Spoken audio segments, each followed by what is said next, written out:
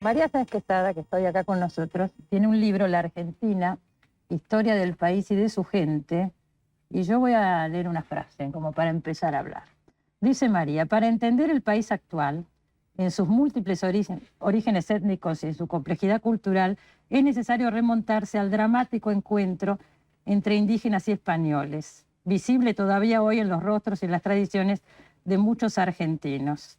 Comenzó un proceso de mestizaje que fue la primera raíz en la formación de la Argentina, aunque se la negó en el afán de hacer del argentino solo un europeo trasplantado en América. Yo empezaría por ahí, María.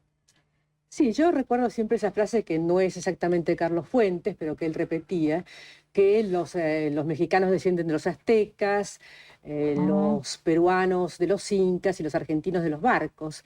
Y me parece que para empezar una historia argentina, y creo que eso hay que hacerlo en forma continua, hay que recordar las otras raíces. No solo la raíz española, también la indígena, también la africana y también los múltiples aportes que han venido no solamente en el siglo XIX o en el XX, sino también desde mucho antes. De modo que la Argentina es una sociedad con diferentes Vos matices. hablás de que comenzó un proceso de mestizaje. Yo empezaría por ahí, si alguno de ustedes quiere comentar cómo se produjo ese mestizaje.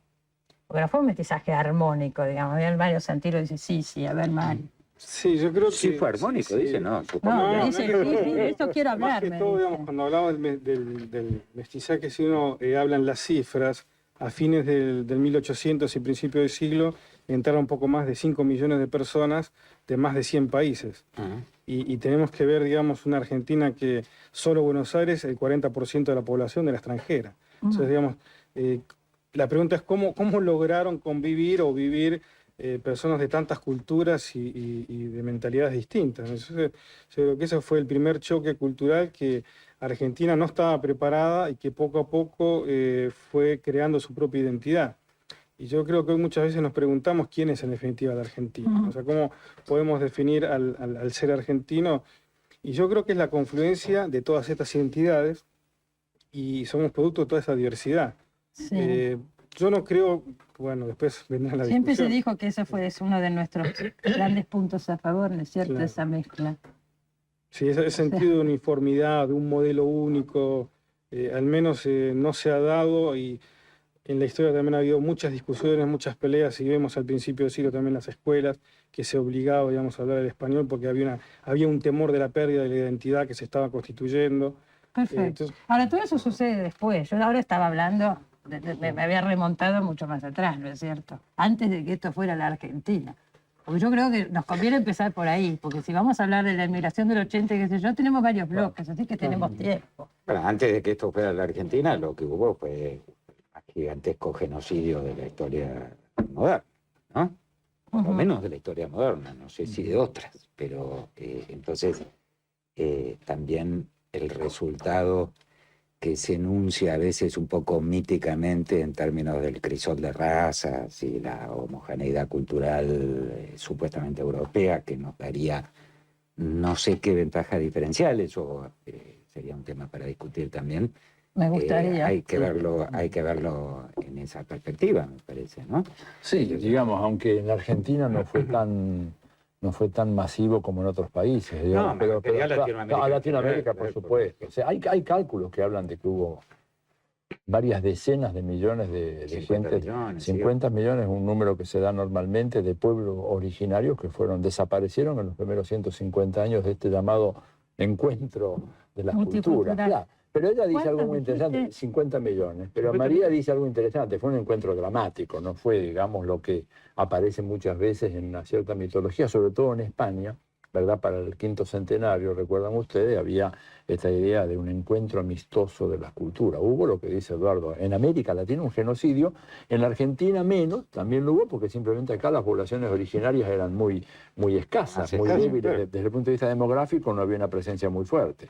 Pero en otros países, en México, fue una salvajada, digamos. María, vos contás en tu libro, pese a que acá no estaban los aztecas o los indios, los incas, que había civilizaciones bastante importantes de todas maneras. Claro, yo creo que el asunto de cuántos eran y cuántos quedaron, se ha estudiado mucho en México, lo estudió la Universidad de Berkeley, se sigue debatiendo si eran 50 millones, los que había originariamente 80, como dicen unos, u 8 millones, como dicen cifras más moderadas. En el caso del actual territorio argentino, eran algunas decenas de miles o quizás algo más. Pero el mestizaje, cuando empieza, yo creo que empieza de inmediato, porque los españoles son pocos, porque la historia misma de nuestra Buenos Aires, esta Buenos Aires tan multirracial, empieza exitosamente cuando viene Juan de Garay desde Asunción del Paraguay, donde se ha podido consolidar la colonización española, porque ha habido un mestizaje intensivo, ha habido una implantación violenta en muchos aspectos, puesto que siempre se habla de los propios misioneros denunciaban a las expediciones para cazar mujeres, pero también con casamientos hasta legales, como logra hacer Irala con sus hijas, tronco de muchas familias de la vieja Argentina. Y esta gente que baja desde el río, por el río Paraná y funda Buenos Aires, es ya mestiza. Es decir, hay gente que ha venido de España, como es el caso de Garay, pero otros que son nativos de la tierra, como nuestro primer historiador, Ruiz Díaz de Guzmán, como tantos otros. Y entonces la gente puramente indígena y la gente puramente española va a ser muy poca.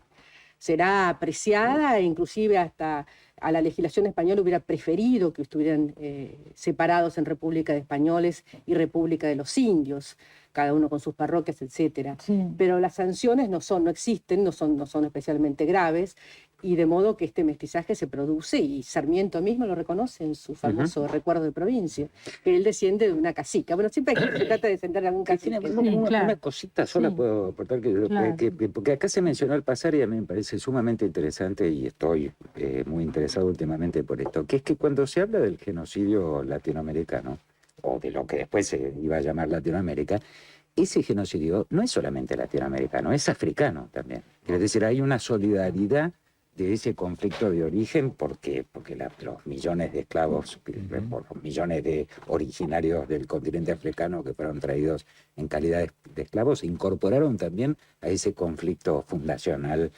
de Latinoamérica. ¿Y qué pasó, ¿no? con respecto al mestizaje con los esclavos, con los negros? Y se da. La llegada del esclavo africano, que es muy intensiva más que todo en el siglo XVIII, aunque también en el XVII, y aunque el esclavo hay que renovarlo constantemente por las duras condiciones de trabajo, no sobrevive.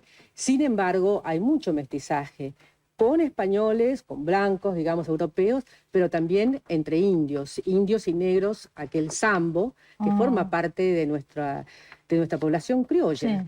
Sí, y lo que hay que recordar es que a fines del siglo XVIII las ciudades argentinas, las de Catamarca, Tucumán, la misma Buenos Aires, tenían entre 1/3, 1/4 parte y a veces casi la mitad de población africana, de modo que era muy elevado esto, para la pequeña población que era entonces, antes de aquel choque de que hablaba el padre más. Nos vamos a ir al primer corte, pero yo antes les querría decir, ¿cómo le contestarían a esa señora que escribió la carta de lectores en La Nación? Cuando dice, ¿de qué estamos hablando? ¿De qué raza estamos hablando? Ya el término raza, ¿no? Día de la raza. Que tenga un poco de paciencia hasta el final del programa. A lo largo del programa lo iremos sabiendo. Sí, la raza, pero no pura. No raza pura. No, claro. El término raza. No, el término raza. Para la humanidad. Sí, no, hay que hablar de etnias en todo caso, de culturas o de pueblos. Ya mismo la palabra raza está totalmente desprestigiada, ¿verdad? O sea, que habría que totalmente, digamos, está fuera. Además, porque científicamente no se puede hablar de raza tal cual se hablaba hace un siglo atrás. Hoy en día se puede hablar de pueblos, o culturas, o etnias, digamos que es otra historia. Sí. La idea de raza tiene una impronta biologicista inamovible, ¿verdad? Que es absolutamente inaceptable hoy en función de los conocimientos que hay en las humanidades. Se usó de esa manera. Yo tenía pero yo estudiaba antropología, tuve de profesor un gran arqueólogo, Otto Menguín. Osvaldo Menguín. Bueno, Osvaldo, sí, Otto. Sí, claro. Que era nazi, un austríaco absolutamente nazi, que no era cualquiera, llegó a ser ministro de Cultura de la Austria anexada por Hitler. Y se preciaba de haber estado en el tribunal que rechazó la postulación de Freud como Privatdozent en el año 38 o algo por el estilo. Después de lo cual Freud se va a Inglaterra. Bueno, y era un sabio que se por supuesto, se burlaba irónicamente de la teoría de la raza. ¿Sabes? Decía, Pero Fíjate que escribió un libro, inventado por él, porque... Claro, pero él también se Es reía. interesante porque Mengen escribió un libro llamado Origen y Desarrollo Racial de la Especie Humana, en donde realmente demuestra contundentemente la falacia de todos los argumentos nazis, Claro, ¿no es cierto?, claro. sobre las razas. Claro, y lo publicó acá en claro. Argentina, un Sí, libro sí, de sí. finales de los Ese- años 50. Eso se consigue, anda por ahí, estará Yo- en la biblioteca. por Yo ahí, lo de la tenía ese facultad. libro, pero creo que los amigos de Pinochet lo quemaron. Ajá. Se me perdió en Chile. Curiosamente, yo hace 2 años me encontraba en Rotterdam en un congreso de inmigración internacional y ahí los investigadores discutían cómo hacer el tema de los censos para poner los mestizos, dicen. ¿Cómo lo ponemos? Raza blanca, raza negra, de color, y toda una discusión académica. O sea, no está en la torno a grilla, cómo no está el iban a casillero. definir a la persona para identificarse con el mestizo. Yo me parece terrible una discusión problemas, justamente de esto, de esas teorías que hacen la Sí, división en la claro. sociedad donde la persona tiene que también identificarse, porque le están pidiendo que se identifique con un Bueno, en determinado... Estados Unidos cualquier formulario que vos aplicás tiene ethnic origins o ethnic background, tenés que poner alguno. Sí, Entonces sí, sí. te dicen blanco o hispano o negro, o digo, pero ¿y si vos tenés una identidad Por eso mixta? la discusión era esa, ¿qué hacían con los mixtos y dónde lo ponían? Exactamente, no entran en los casilleros. sí, Yo leí buscando en internet, estuve buscando esta mañana y me enteré que varios países no llaman al 12 de octubre Día de la Raza. No, claro. Le dicen Día del Descubrimiento de América o como fuera. Sí, pero yo Otro a mí me término gustaría decir complicado. algo más preciso ahora. A ver, Que me lo parece último que lo antes vamos a estaba ver. cubierta. El término ¿Eh? lo usa el presidente Irigoyen en el año 1917 y Sí, tiene que ver no con la defensa de una raza pura, sino con el reconocimiento de la importancia de los países latinoamericanos frente a los Estados Unidos o la potencia anglosajona. Está relacionado con Rubén Darío y su poema, su oda contra Roosevelt, con Rodó y su Ariel, con el espiritualismo también de Ricardo Rojas. Es decir, no es lo contrario, diría yo, de un tema agresivo, racial y de clasificación. Es un reconocimiento en un momento en el cual Estados Unidos empezaba a dar miedo a los países latinoamericanos y los intelectuales hacían un frente común desde ese punto de vista. claro. Y las palabras, el decreto que firman Irigoyen y sus ministros tienen una cosa bastante poética, bastante de exaltación de esos valores, pero son valores espirituales y de ninguna manera vinculados al racismo, Esa ni, es la nada, otra ni visión. nada que se le Claro, parezca claro. remotamente. Ni remotamente. En Bueno, ese- nos en ese- vamos al bueno, corte. sí, Víctor no tengo- habló nada en este bueno, bloque. Prometo que pero empiezo empiezo con el El próximo habla solo Ya él. volvemos. Habla solo él.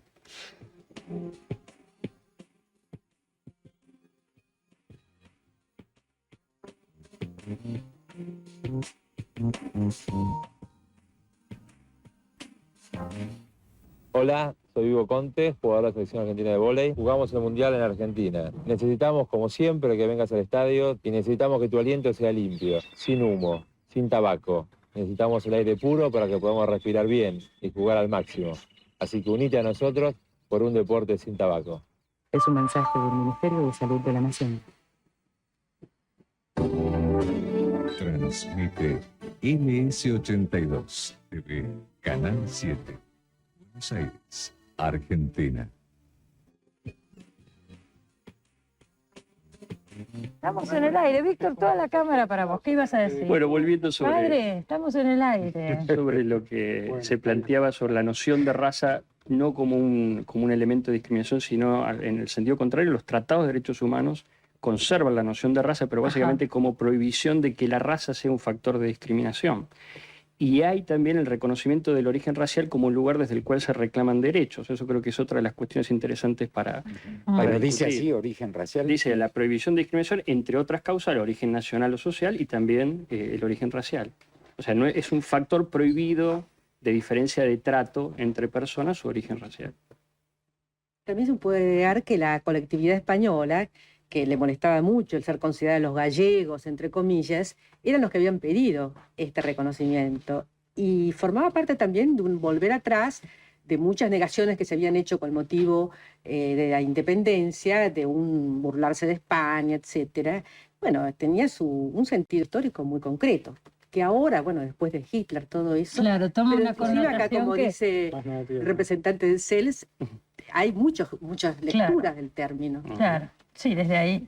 Desde ahí cambia totalmente. Yo quería un poco pensar... No se puede quejar la señora que escribió la carta. A esta cosa de los orígenes es que todo el tema de la raza también tiene que ver con un tema de suprimir de alguna manera un genocidio cultural de los pueblos originarios. Porque uno de repente empieza a pensar, bueno, ¿cuándo se empiezan a llamar indios a las poblaciones latinoamericanas?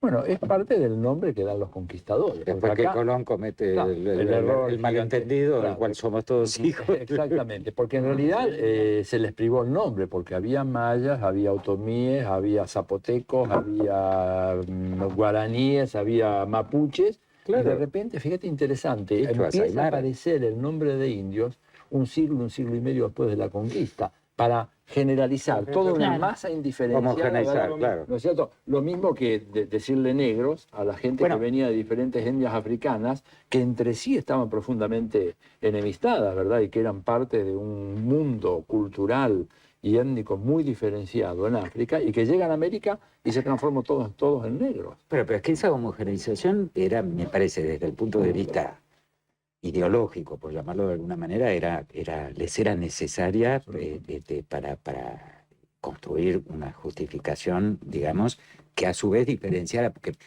digo, el conflicto estuvo desde el origen para los propios, aún para aquellos supuestos defensores, Bartolomé de las Casas, ¿no? Cuando discute si tienen alma, si no tienen el alma, y hace una defensa y una condena de la esclavitud de los indios.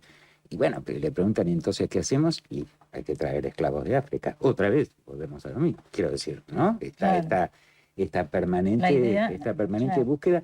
Ahora, es muy interesante que, por eso yo hablaba del cubrimiento y no del descubrimiento, ¿no?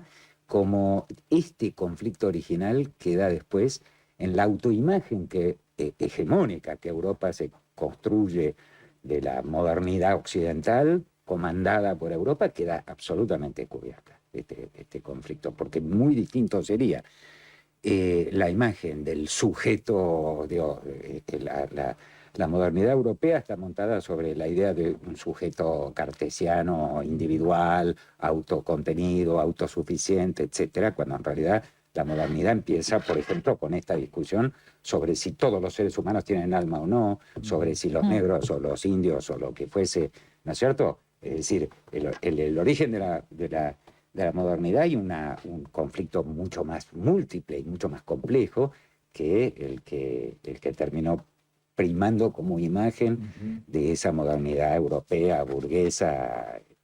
Claro, además de temas concretos, que eran los de la conquista, la ley de Burgos en el año 1511 o 12. Es decir, todo eso se plantea en algunos sacerdotes españoles, en las casas, en algunos otros, y es un tema realmente del mundo moderno al reconocerse otra gente, es el problema del otro, ¿no? El problema del otro. Yo creo que luego de la Constitución, la sanción de la Constitución Nacional tiene algunas normas, por ejemplo, la idea de conversión de los indios al catolicismo, el fomento de la inmigración europea, que ha llevado a que, por ejemplo, nosotros nos reconozcamos como una nación que no piensa en sus pueblos indígenas. Por ejemplo, en la Argentina no existe todavía un censo de poblaciones indígenas, y algunas organizaciones sostienen que hay entre 800 y 2 millones de personas que se reconocen a sí mismos como integrantes de pueblos indígenas. O sea, esta idea de identidad lleva a no hacer visible la problemática de un grupo que sigue lo que estando. Quería comentarles, ¿dónde hemos puesto todo ese pasado indígena?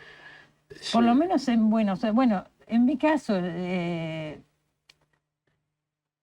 yo provengo de la otra ola inmigratoria, digamos. O sea, muchos de nosotros no tenemos nada que ver con esa raíz porque llegamos después, ¿no es cierto? Que sería el tema al que me gustaría dedicarme ahora.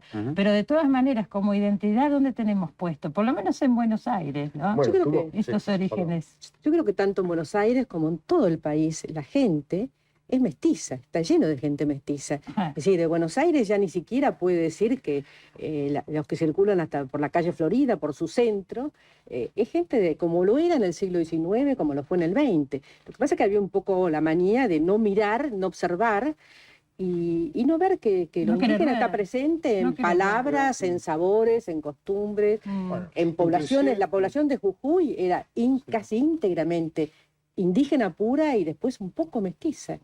Pregunto esto porque pienso que hemos pagado un precio también por esta cosa de no saber si somos europeos trasplantados o qué somos. Absolutamente.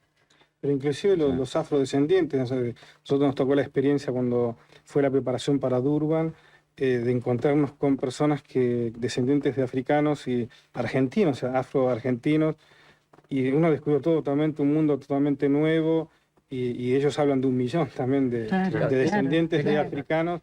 Y digamos, son argentinos. En Argentina solamente. Sí, hay tiempo atrás ustedes vieron en el diario que apareció esta mujer que fue discriminada. Sí, o sea sí, que usted es argentina, porque usted, Ahora, fíjate que por su eso aspecto me dice, usted no puede ser argentina. Y sin embargo. Negroide. Claro, Ese es uno de los misterios, porque ¿qué pasó con la población negra en la Argentina, digamos? Porque había, digamos, en el siglo XIX, los datos censales hablaban de una presencia, no digamos que era numerosísima, pero sí que tenía una gravitación demográfica. Y de repente desaparecieron todos. Todavía se sigue discutiendo si el tango, en definitiva, Bueno, no pero ¿qué pasó con esa población? Entonces, Pero esta población se asimiló vía mestizaje o directamente fue exterminada a través de las guerras, la guerra del Paraguay, la epidemia del... Los varones, ¿no es cierto? Es decir, los varones murieron mucho en la guerra porque fueron la infantería de los ejércitos, inclusive de la guerra del Paraguay y hasta la guerra de fronteras.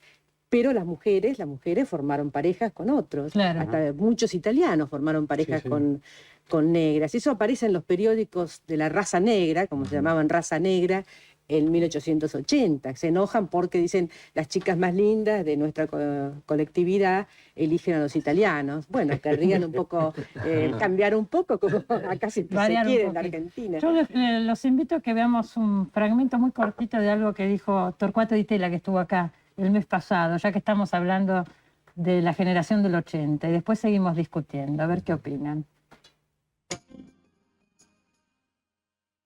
La Argentina es un país de rejunte. ¿En qué sentido? Yo es lo que siempre argumento sobre el rol de la inmigración masiva europea, que por cierto fue económicamente muy positiva, pero que generó un impacto muy difícil de absorber por el país, fíjate. Esto es una cosa bastante delicada. Y como la gran mayoría de los que estamos por acá y los que nos están oyendo posiblemente son nietos de los barcos. de los barcos. Seguro. La Argentina es el país que trajo más inmigrantes proporcionalmente a su población del mundo. ¿Y Estados Unidos? ¿La comparación con Estados Unidos sacó nada más que, nunca tuvo más que el 15%, no tuvimos 30% por muchos años, muchas décadas, 1880, 1930. Los europeos que venían acá les parecía al argentino un país fantástico. El único problema eran los argentinos. Ese era el problema. Ellos conformaron también a los argentinos. Pero había un país preexistente, y el país preexistente era muy débil para poderlos absorber. Entonces, como te digo, acá la enorme mayoría de los extranjeros no tomaban la ciudadanía. Porque no eran tontos, porque valía más la pena la protección del consulado italiano o español que la de las leyes argentinas. Los que más tomaban ciudadanía, ¿sabes quiénes eran? Los que venían de países inexistentes, de los países de Europa Oriental. La población judía tomaba más. Porque para ellos sí, por malas que sean las leyes argentinas, le daban más protección que las leyes de Lituania o de Rumania, que no existían. Bueno, ¿qué opinan, Estatilio? No, a mí me parece que dice algunas cosas bien interesantes. Por ejemplo, el impacto inmigratorio en la Argentina fue muy superior al de cualquier otro país del mundo. 30%. Sí, no hay ninguna comparación, más del doble de los Estados Unidos. Y yo quisiera agregar algo que es un tema que hace muchos años trabajé, ahora hacía ya un tiempo que no hablaba de él, y es que yo creo que el proceso de asimilación de los inmigrantes en la Argentina fue extraordinariamente exitoso, ¿verdad? Porque, por ejemplo, en Estados Unidos, con un impacto inmigratorio mucho menor, lo que hubo fue la segmentación y la segregación de los grupos inmigratorios, en Little Italy, Little Poland, Little conformación de guetos. Acá en la Argentina, digamos, se dio un fenómeno extraordinario, que era que en los conventillos de Buenos Aires tenía judíos, turcos, italianos y españoles conviviendo, y digamos, y no hay en los registros históricos incidentes raciales, pero ni remotamente parecido a lo que ocurrieron, digamos, en los Estados Unidos. Hubo, sí, periodos de represión gubernamental, qué sé yo, en la Semana Trágica, hubo pogroms facilitados, digamos, inclusive antes por las autoridades gubernamentales, pero a nivel social fue un proceso de asimilación notablemente exitoso. Bueno, vamos al corte y después vemos por qué fue así. Vamos a tratar de ver por qué fue así.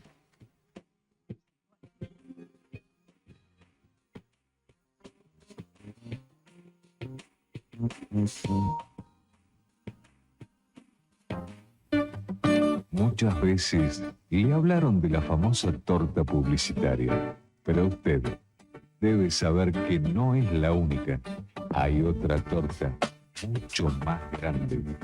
En Canal 7 tenemos una torta para convidar a 6 millones de hogares y a los vecinos también. La mayor audiencia, la mejor audiencia. Canal 7, toda la vida.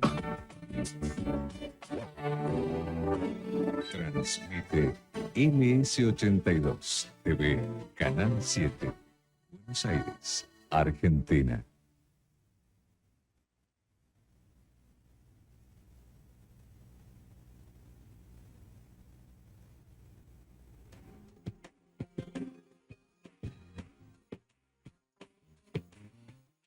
Mario Santiro le va a contestar a Tilio Borón sobre la inmigración del 80. Sí, me quedé un poco pensando en el tema de la asimilación, porque el caso de Estados Unidos fue muy distinto porque había un proyecto político de la americanización y de asimilar justamente a los inmigrantes en esta nueva identidad que es la identidad americana.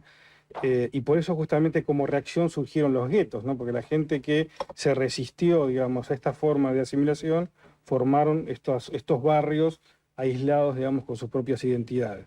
Y yo creo que eso no pasó en Argentina porque se permitió, digamos, que la gente se integrara, digamos, que es un término mucho más abierto, pero les permitió también mantener su propia identidad. Por eso, digamos, ahora se está dando un poco como se puede dar con los coreanos, con los chinos, digamos, donde se están aislando justamente como reacción frente a una sociedad que le puede parecer agresiva, que los discrimina. Pero, digamos, dentro de la historia de Argentina se ha dado más un proceso de integración, digamos, que de asimilación. O sea, no como un proyecto, entendiendo asimilación como un proyecto político de Estado para poder absorber, digamos, a la inmigración. No, yo lo hablo de la asimilación social, que se configura, digamos, un tipo social diferente producto de todo esto. Pero hay algo muy interesante. En la Argentina, digamos, a diferencia de los Estados Unidos, no se alentaba la incorporación política de las masas inmigrantes. Claro. En primer lugar, porque eran masas que de alguna manera estaban más vinculadas a tradiciones políticas contestatarias, anarquistas, socialistas, comunistas o vinculadas inclusive al radicalismo, ¿verdad? Y por eso hubo una política de decir, bueno, que se integren, tienen todos los derechos en materia económica, social, etcétera, pero para participar políticamente había mucho desaliento. En Estados Unidos, en cambio, esos sectores eran rápidamente masas de maniobras de las máquinas electorales, sobre todo los irlandeses, polacos e italianos del Partido Demócrata. ¿Te das cuenta? Y cumplieron un papel muy importante. Los negros. Los negros no, los negros estaban absolutamente, hasta la década del 60 no votaban ni nada. Claro. Pero acá, digamos, al inicio del 900, cuando fue la ley de residencias, uno, digamos, de los puntos más fuertes era la condena al anarquismo, ese anarquismo que venía por parte de los españoles y los italianos, que tenían temor que después prácticamente se formó el movimiento obrero, surgió con las bases, digamos, de los anárquicos. Y el Estado empieza a condenar y a perseguir, hasta inclusive a prohibirle la entrada a la persona que venía con intención de alterar el orden. O sea que directamente la militancia política la inmigración que se fomentó fue la inmigración blanca, ¿no es cierto? La inmigración europea blanca. Bueno, no cualquier inmigración. Creo que hay una diferencia tajante con lo que es el trato, sobre todo de la inmigración económica de países latinoamericanos en los últimos años. O sea, procesos de discriminación graves y falta de tolerancia en prácticas del Estado, pero también a nivel de la sociedad civil. Creo que eso es una diferencia muy importante con lo que fue el fomento desde el Estado de la inmigración europea. Pero creo que una de las cuestiones que decía Ditela, decía, no se hacían ciudadanos argentinos porque no les convenía. Creo que una cuestión para analizar es este fenómeno nuevo de, sobre todo en ciertos sectores medios, de reivindicar la idea de la ciudadanía europea en los últimos años en la Argentina. O sea, me parece que es la contracara de esto que estamos viendo, la incorporación de los inmigrantes, pero al mismo tiempo también como ciertos sectores de la población argentina reivindican su ciudadanía europea para emigrar o para reclamar derechos, para encontrar la protección que no reciben. Sí, hay cierto oportunismo en esa... Reconociendo el mismo que plantea Ditela, ¿no? Con esta gente que venía pero no quería perder la nacionalidad. Reconociendo que el no tenía razón. Claro. El no tenía razón. El cónsul defendía a los, por ejemplo, el cónsul de Inglaterra, cuando los asesinatos que ocurren en Tandil de Tata Dios en 1870, bueno, hay toda una intervención importante. Y como eso, es decir, ¿Por qué a Sarmiento le molestaba tanto las escuelas italianas? No era por discriminar a los italianos, a quienes elogió muchísimo, sino porque había un proyecto político italiano que quería que el italiano en América fuera ciudadano suyo. Entonces, es contra eso que se hace Sarmiento, que además a través de la escuela pública pienso que... Las escuelas judías tampoco quería Sarmiento, tampoco las escuelas judías, pero por el mismo motivo. Y ahí que se manda, que se exija que se enseñe en español, y las escuelas judías van a buscar en París ladinos, judíos que hablen español para traerlos de maestros. O sea que hay un ingenio respecto a todo esto, ¿no? ¿Qué querías decir hace un rato que me dijiste? No, yo quería decir que además del conventillo, la escuela pública fue el gran elemento de asimilación, donde todos tenían oportunidad de aprender el idioma, de aprender aquella enseñanza patriótica muy denostada y con muchas tonterías sin duda, pero que integraba e incorporaba una nueva historia común a la gente. Y esto no era caprichoso, sino la disgregación, el que cada uno se quedara en lo suyo era muy peligroso. ¿Están todos de acuerdo? Sí, creo que aquí hay un problema que además históricamente presenta diferencias muy importantes, ¿no? Este tema de la educación y de cómo se impone y cómo se logra esa integración.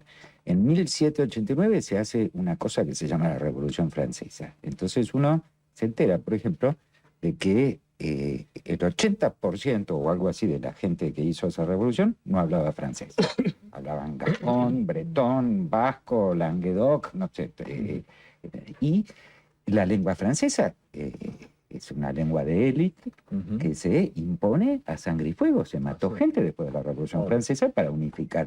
Entonces uno dice, bueno, era necesario, evidentemente, históricamente era necesario eso para conformar, bueno, posiblemente fuera necesario, pero una cosa no quita la otra. Lo que quiero decir con esto es que es interesante pensar todos estos procesos en términos de las tensiones permanentes y muchas veces irresolubles que crean, ¿no? Entre estas identidades de las que hablábamos hoy, que nunca terminan de estar plenamente conformadas y que siempre siguen, evidentemente, reconstruyéndose, redefiniéndose, ¿no? Sí, yo me quedé con lo que decía Víctor, que es un poco el argentino, o tenemos esta esquizofrenia de una negación de la latinoamericanidad o de sentirse latinoamericano y una búsqueda de la europeidad, digamos, por decir así, ¿no? En este momento, digamos, también por la situación que se está viviendo, muchos jóvenes precipitados están buscando, claro, la identidad, estamos buscando la identidad del bisabuelo, del tatarabuelo. Nosotros, por ejemplo, tenemos esta base de los inmigrantes y la gente, el tatarabuelo viene a buscar, digamos, como raíz y para poder agarrarse, digamos, a una identidad. Y por otro lado, esta negación que se hizo siempre de la inmigración latinoamericana y no vista como una inmigración. Cuando nosotros hablamos de inmigrantes, pensamos a los europeos. Sí, claro. Cuando hablamos de la gente de los países fronterizos de Bolivia, de Perú, no son inmigrantes. Son invasores bárbaros. Son gente que viene acá a molestarnos, porque vienen a quitarnos el trabajo. ¿No? Pero no nos podemos identificar como migrantes. No, pero fíjate que yo a eso le agregaría que inclusive hay una negación a entender, en la Argentina de mediados del siglo pasado fue muy claro, los propios inmigrantes internos nuestros, ¿verdad? Los famosos cabecitas negras, que también fueron un fenómeno absolutamente negado. Y hay varios estudios sociológicos de aquella época que demuestran el estupor de las élites y de la opinión culta de las clases medias ante la aparición de una Argentina que no era una Argentina europea. Y que llevó a que inclusive organizaciones políticas de izquierda, progresistas, pensaran de que esos tipos no eran ciudadanos, no eran argentinos, eran la barbarie, que eran la barbarie desclasada, lumpen proletarios o cualquier cosa. Y en eso los mestizos, exactamente. El mestizaje estaba ahí. Lo que pasa es que nadie quería verlo. Estaba en las provincias. El informe de Viale Macé de 1904 es un informe sobre la capacidad laboral, la capacidad como trabajador de ese obrero, el peón criollo, que es mestizo. Así es. Y que sin embargo estaba ignorado. Esto se relaciona también como que siempre hubo dos proyectos de país o dos ideas de país que nunca se lograron integrar o poner de acuerdo, ¿no? Eso sí. Y que la pagamos bastante cara. Me voy al corte. Después del corte vamos a pasar algunas cifras que tenemos sobre la inmigración en la Argentina. Ya volvemos.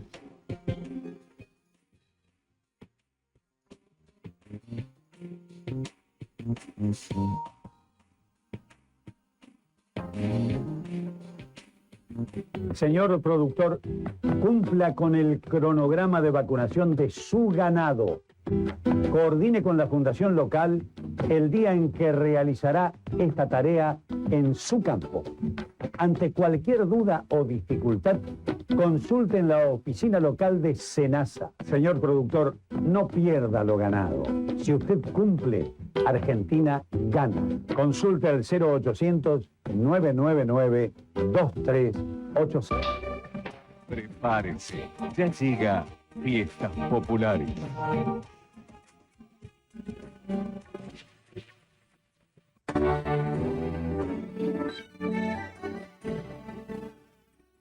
Canal 7, Argentina.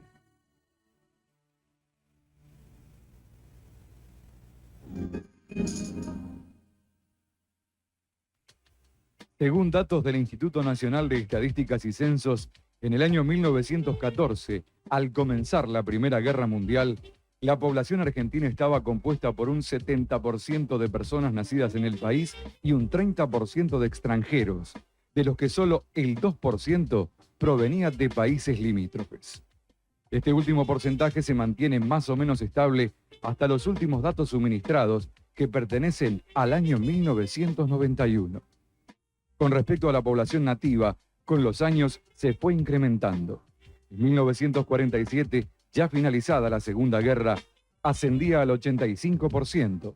En 1970 llegaba al 91% y por último, en 1991 al 95%.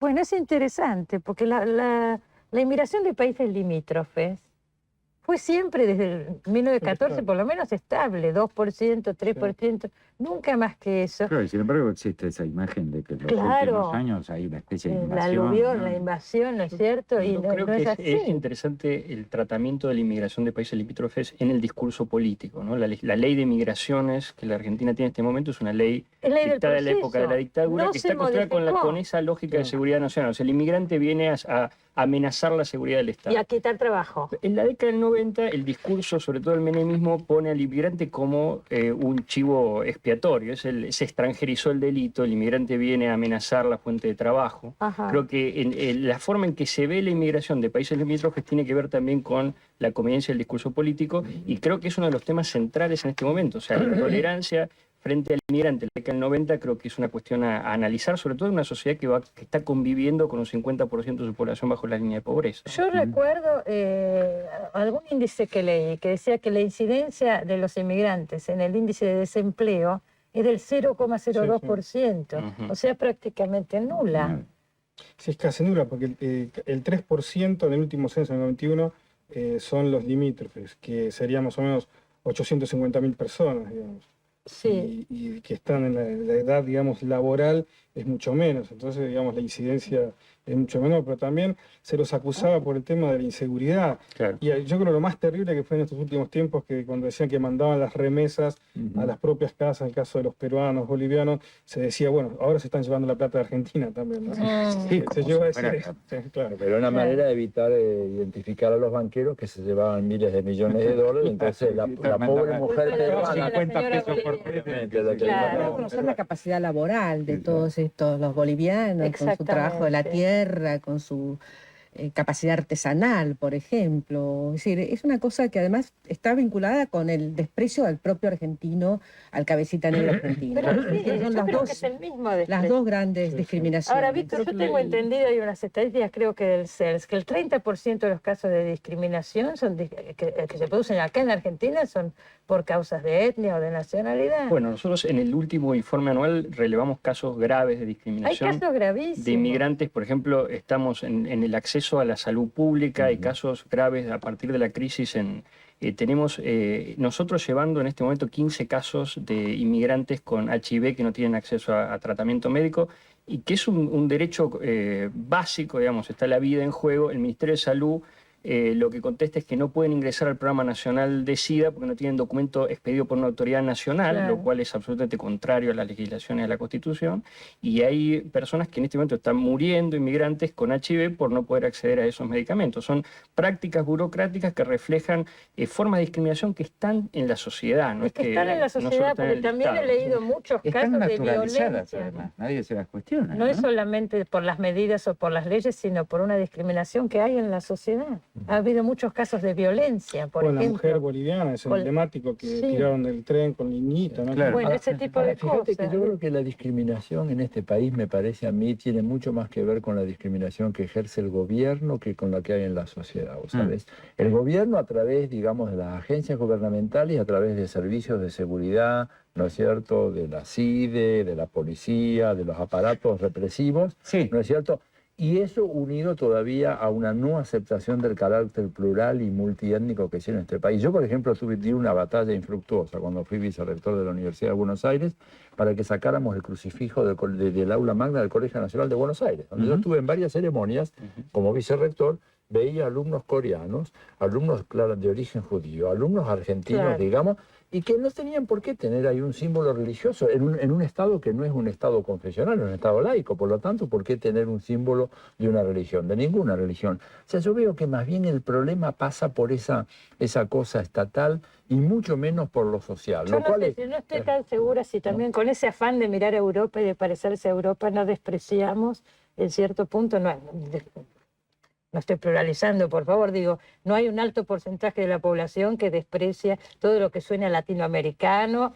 Pero inclusive no del solamente interior acá, de porque Argentina. a nivel mundial, ya que está ahí Imperio dando vueltas, digamos, de Ya estuvimos hablando de imperio. ese nuevo gran chivo emisario que son los islámicos en general y los árabes en particular, ¿no? Bueno, yo creo que si algo faltaba para convertir a Europa en una gran fortaleza, pues el 11 de septiembre. Claro. Pero creo que son cuestiones a tener en cuenta. Fortaleza de la que quedamos una gran afuera. fortaleza que nosotros como mismos queriendo quedamos entrar afuera. Y obviamente. nosotros del otro lado. Pero Eso es lo más llamativo. en tiempos de crisis social muy profunda, con una sociedad muy fragmentada, hay un terreno fértil para la construcción de este tipo de discursos autoritarios y esta idea de xenofobia del inmigrante como chivo expiatorio es una de las fuentes de ese discurso autoritario que hay que mirar con mucha atención. Pero fíjate vos que sociológicamente hablando, cuando vos tenés un país con 30% de población desocupada o subocupada, comparativamente en países europeos esto dio origen a unas campañas racistas de una ferocidad El nazismo, infernal. no se El llama. nazismo. Claro. En la Argentina, no, digo, sería absurdo decir verdad. que no existe, pero digo, acá Comparativamente por suerte, yo estoy de acuerdo por que no es tan... existe mucho menos. Y si Sí, hubiera una mucho menos. política oficial seria en esta materia, te digo, la Argentina sería un caso bastante interesante e ilustrativo de una buena armonización de grupos cultura, étnicos y de cultura. Mucho mejor que lo de Sí, acá. cierto, comparativamente es un país Hay muchos tolerante, prejuicios. Yo aunque- pienso que sí, comparativamente es tolerable. Claro, yo creo que todas las sociedades tienen prejuicios y que creo que es una tarea nuestra, de la gente de la cultura, difundir un poco más cómo hemos sido en el aspecto positivo y reforzar los aspectos tolerantes que se dan naturalmente en la sociedad, Bien. porque si uno va a un hospital público, más allá de este problema que hay que atacar, por supuesto, y que hay que responder, Pero que es un en problema general, burocrático. y claro, uno ve gubernamental. la atención, hay de todo en un hospital público y dentro de, es lo mismo que hay para los argentinos. Es decir, creo que no somos lo peor y me parece que coincido con Borón.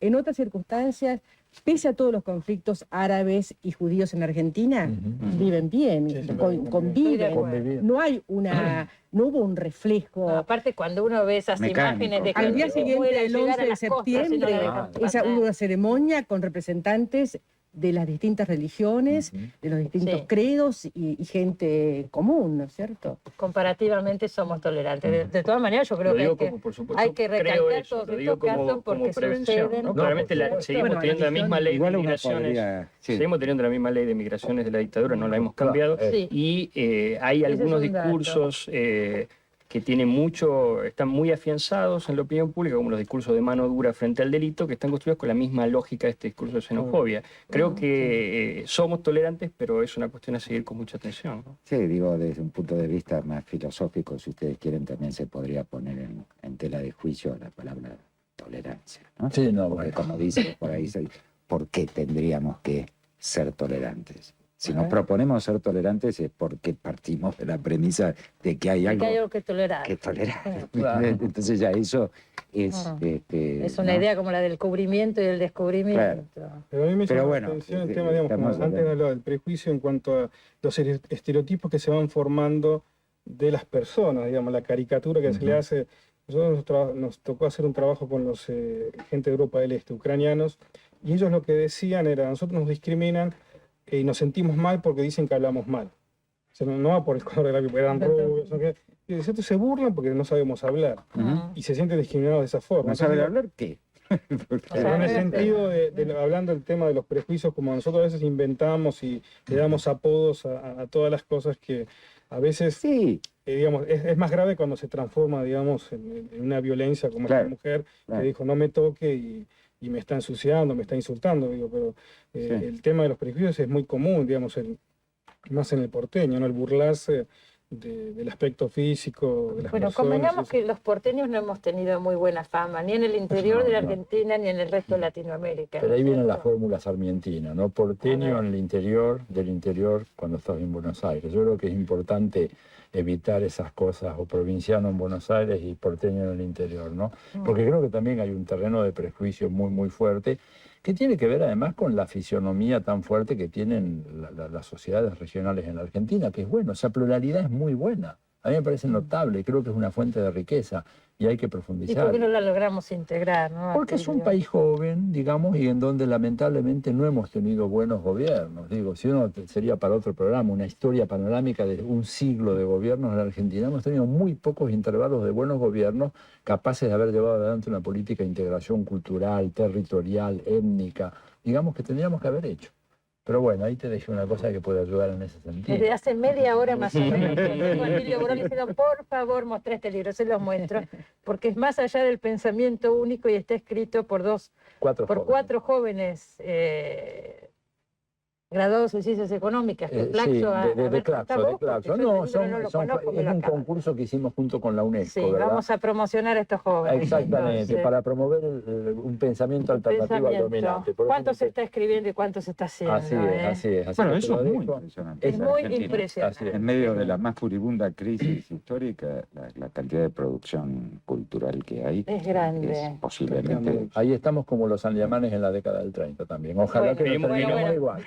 No quería terminar termine ahí el paralelo. Pero que termine ahí el paralelo. Señores, muchas gracias. Hemos recordado el descubrimiento o cubrimiento, como dice Eduardo Gruner, de América. Nos vemos la semana que viene. Gracias a todos. Gracias.